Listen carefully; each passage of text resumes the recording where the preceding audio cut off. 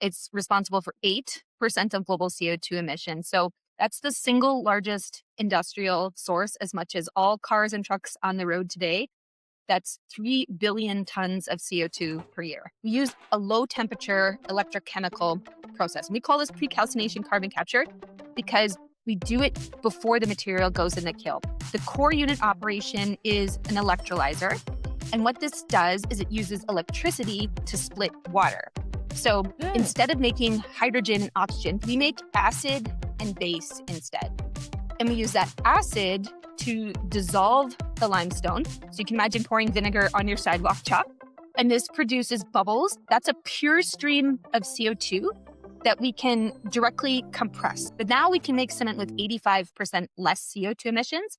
And we can make cement and manage the CO₂ for the same cost as traditional cement manufacture. Wow, this is amazing. You're listening to Bite Size Climate Tech, Season 5.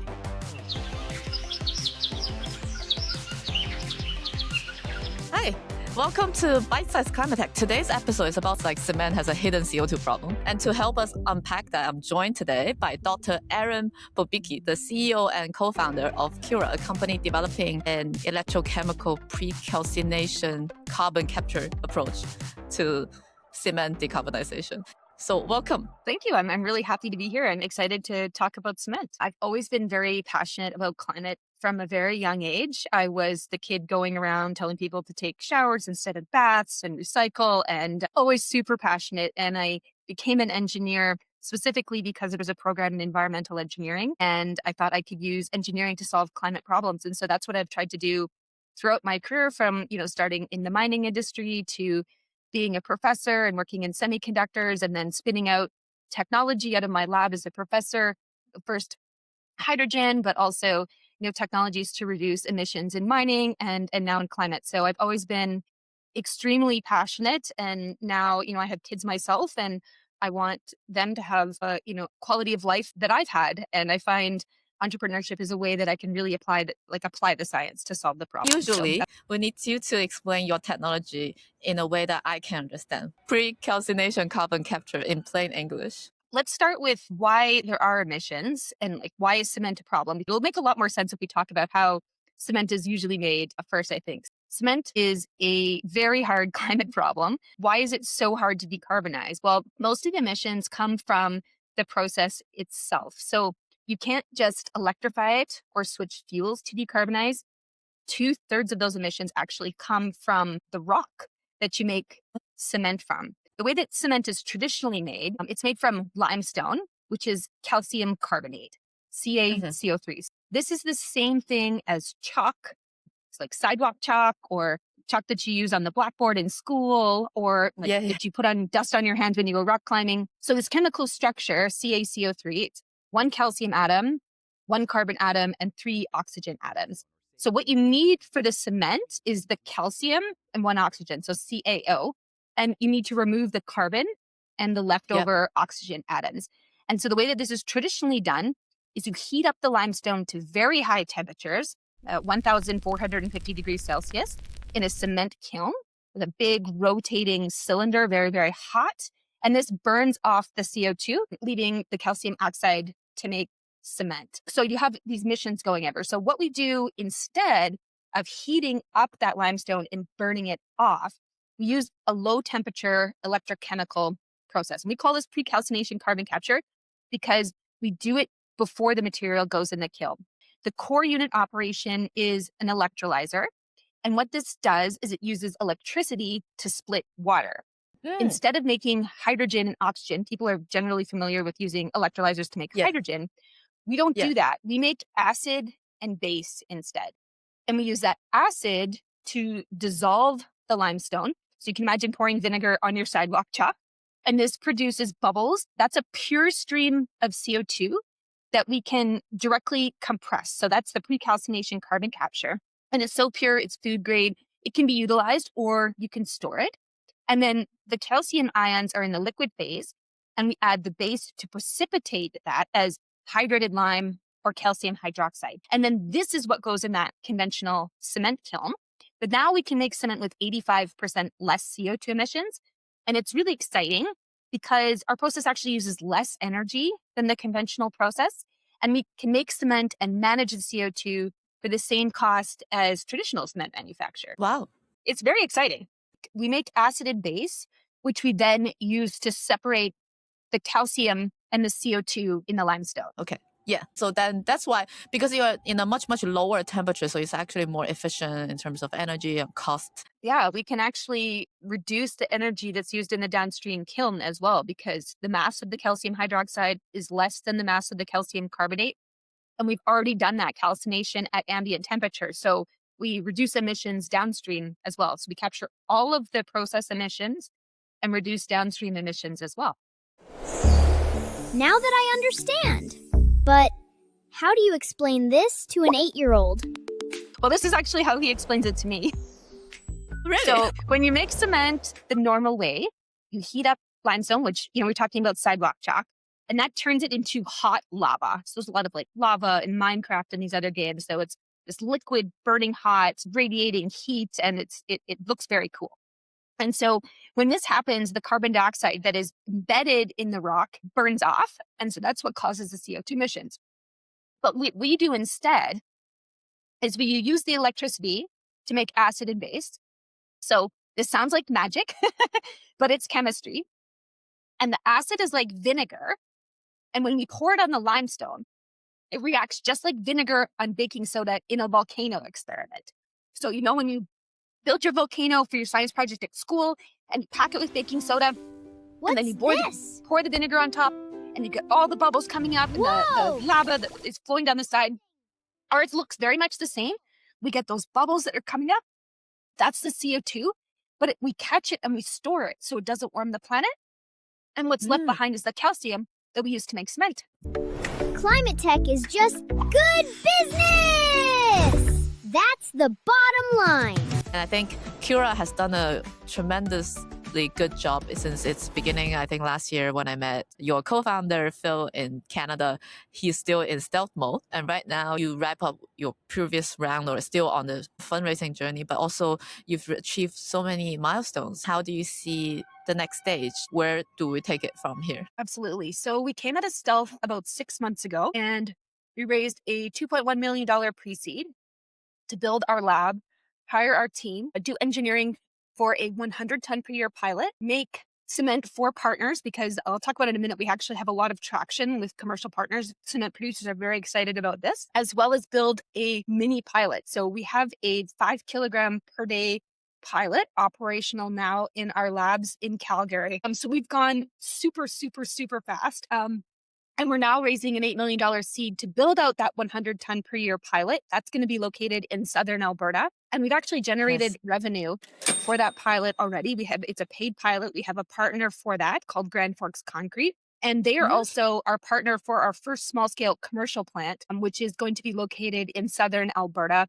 So we're targeting end of 2028 for that operation. It's very, very fast. It's only 2 years away. We're aiming to be at a small commercial scale. So it's very, very exciting. Yes. Partnership wise. So right now, cement producers are really under a lot of pressure to decarbonize, particularly in Europe. With the rise of carbon prices, margins in cement have really been eroded, right? So if you're typically producing cement for, say, $75 now, I'm talking about Europe, but I'm talking in US dollars. So say $75 per ton. And then you're selling it for $150 per ton. Your margin is 75. But if you're now paying a 75 euro or a $75 carbon tax, you have no margin. So you're no longer making any money. Cement producers are really, really hurting to find a technology that they can implement quickly that will allow them to make cement at the same cost and reduce the carbon. That's what our technology does, because we can make cement for the same cost as the regular process while reducing those carbon emissions. Really, it's managing the carbon at cost parity. We have 6 MOUs right now, and with project developers and architecture firms and precast manufacturers and cement majors, and they all involve material testing. So that's why we've been working really hard to make cement for, our partners. And that's why my children are so familiar with the lava and what it looks like and all these things, because we're busy doing this all the time and they get involved. It's very fun. Piloting the process and then commercial deployment. We're really getting a lot of commercial traction. People are really excited about this. And it's just, we're in a day and age where there isn't really a green premium anymore, but there is carbon pricing. And that's the reality, right? How do you continue business as usual while maintaining an economic business in the carbon pricing environment? We make Cement? 100%, 99% plus percent CO2. So it's very pure CO2 because it's coming off the Yep. liquid phase. But we reduce the overall carbon emissions of cement production by 85%. There Okay. is a Yeah. path to eliminating all of the emissions. So if you were to electrify the downstream process, you could actually eliminate all of the emissions. But our core technology is this electrochemical technology that's before the kiln. Great. That's the kind of story we want to hear more about. I like how you mentioned that there's no longer the story of green premium, because a lot of technology, for what I've observed, same as yours, are moving towards it's better at par or even more cost effective for most of the people who would adopt such. Why do you work in climate? I think you mentioned at the beginning, like you have always been fascinating about this subject, but do you remember a specific moment when you were younger? Did anything triggers you at the time, or it's just like a gradual process? I think, I definitely became more passionate as I got older. So my family was in farming growing up, always Oh, very okay. connected to the land. That had a big influence on my life. As I was older and I worked in mining, I ended up working in a community in Northern Labrador, an Inuit community in Northern Labrador. And that's where I met my Wow. husband. So this is very far north Canada. And this is, a community that, relies on the sea ice to travel and to hunt and access food. And when we lived there, the climate was changing so rapidly that the sea ice was no longer predictable. And so it had a Wow. real impact on food supply, but also Mm-hmm. really the health and safety of the people there, right? If you're going out on the sea ice and it's traditional knowledge, these patterns passed down and that traditional knowledge doesn't apply anymore, it's Mm-hmm. really dangerous, right? And people would Yeah. drown or freeze to death. And so that really, really hit it home for me. People that can no longer rely on their traditional hunting, and people that like their traditional knowledge that's been passed down for hundreds and thousands of years is no longer relevant. Like our climate is changing incredibly rapidly. And so that really reaffirmed my commitment to climate. And up until that point, a lot of what I had done was, tried to do things myself. Became a vegan in Mm. high school and Yeah, yeah, try not to yeah. do anything disposable and, try to walk and recycle water from Yeah. my garden, all these things. And at that Yeah. point, I felt like, you know what?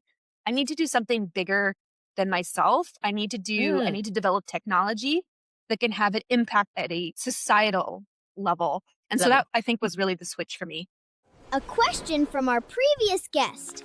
He actually have two, but the question is very relevant is, why do you think your technology will improve people's quality of life if it is integrated at scale? Now, pass it on to our next guest. Yeah, 8% of global CO2 emissions. If we can reduce that by 85%, on what you could say, like, if we're going to reduce some emissions, let's stop making cement. But that's not feasible either because we Mhm. still need housing. There's a lot of people in the world that don't have what we have in, the Western world, right? And everybody deserves to have this quality of life that we do. So using our technology, we'll be able to continue to build, continue to develop infrastructure, continue to build up the quality of life for people all over the world, but without impacting the climate.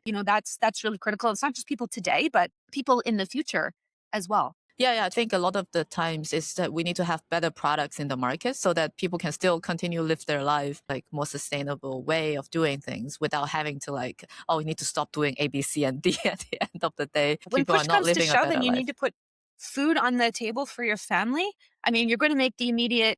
I find like a lot of climate solutions are almost luxury goods, right? And so if Yes. you have the means, then you can afford it. But a lot of families really don't. Most families don't. And Mm. so, my goal is to really make it so like the cheapest option is also the greenest option. And so it's the best of both worlds. My previous guests also have a very light question, which is what was the last movie you watched and why that specific movie? Okay. I was on a flight to go see our investors and visit some cement producers, a transatlantic flight. And I watched Song Sung Blue with Hugh Jackman and Kate Hudson. And this is Okay. a true story of these older, a man and a woman, both divorced, both have like older teenage children. And what they did to survive was perform as impersonators. And they met and they decided to form a Neil Diamond tribute band and were very successful and ended up opening for Pearl Jam and like super popular in the area of the United States, but then faced enormous hurdles. The woman played by Kate Hudson, was hit by a car and lost her foot and had to recover from that. I won't give away the ending because it'll be you should watch the movie. Spoiler, but it's it really resonates. It's a light question, but it was drama up and down, very much like developing climate tech. Highs and lows, highs and lows. But I really enjoyed it. Really enjoyed it. It's a fascinating story. If you can also leave a question for the next guest. Okay. Well, maybe I'll tie it to sort of my transition, my turning point. There was one thing you could do to have a positive impact on the climate. What would it be? What's your one sentence of hope? It's hard in one sentence, but I would say what gives me hope is seeing how excited people are about what we're doing, not just our climate technology, but others, and how youth today, so my kids, I have 6 kids, they're all really into it.